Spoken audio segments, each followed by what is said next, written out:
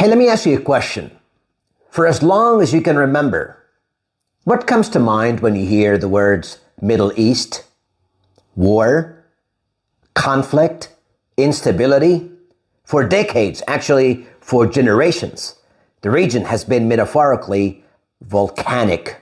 Tensions flare up, wars erupt, ceasefires come and go, and yet lasting peace always seems just out of reach. But what if the problem isn't just political or religious? What if the root cause is something deeper, something structural? What if it's division itself? Looking at the map, it just seems unnatural for these Arab states not to come together as one nation, unified by a single government. Much like in Europe and the United States, citizens could enjoy fundamental freedoms. Freedom of speech, religious freedom, and the ability to live, work, and move freely across the region. The Middle East is home to nations that share so much in common: language, culture, history, and traditions. Yet, despite these shared bonds, the region remains fragmented into separate states, often competing rather than cooperating. So here's a bold and creative idea. What if 12 Arab countries came together to form a single federal nation, the United Arab States, or UAS? Imagine a federation composed of Saudi Arabia, the United Arab Emirates, Egypt, Iraq, Syria, Lebanon, Jordan, Palestine, Oman, Yemen, Bahrain, and Kuwait. Much like the United States of America, each country would become a state within a larger union. The UAS would be unified by one primary language, Arabic, and would share its vast economic, cultural, and human resources.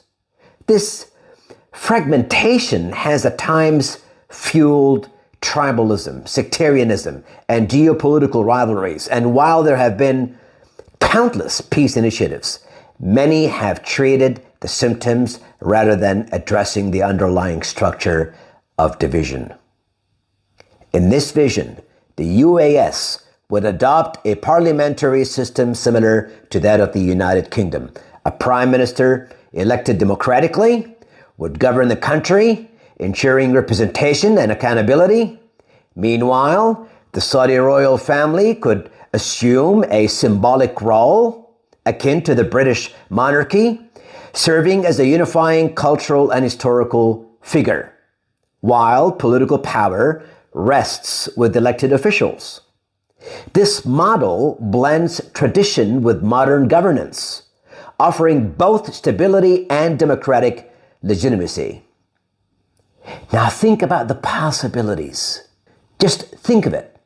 The combined wealth of oil-rich nations and the human capital of countries like Egypt and Iraq could create one of the world's most powerful economies. A unified political structure could significantly reduce internal conflicts and border disputes.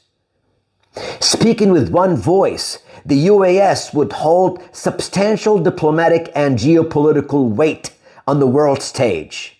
Water, energy, infrastructure, and technology could be managed collaboratively for the benefit of all.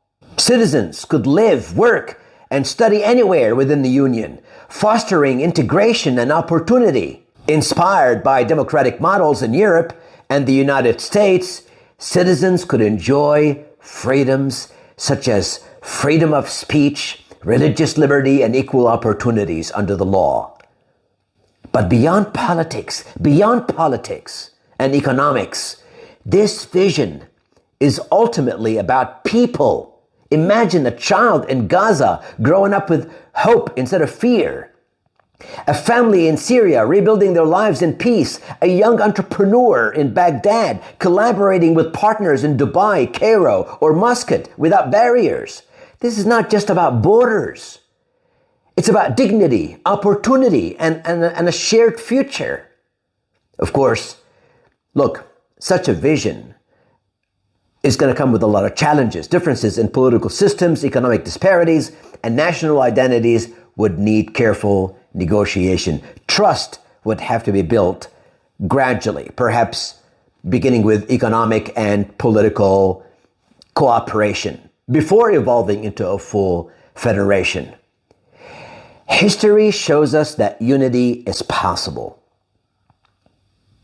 Europe, once the epicenter of devastating wars, managed to create the European Union, fostering unprecedented peace and cooperation. If it happened there, why not in the Arab world?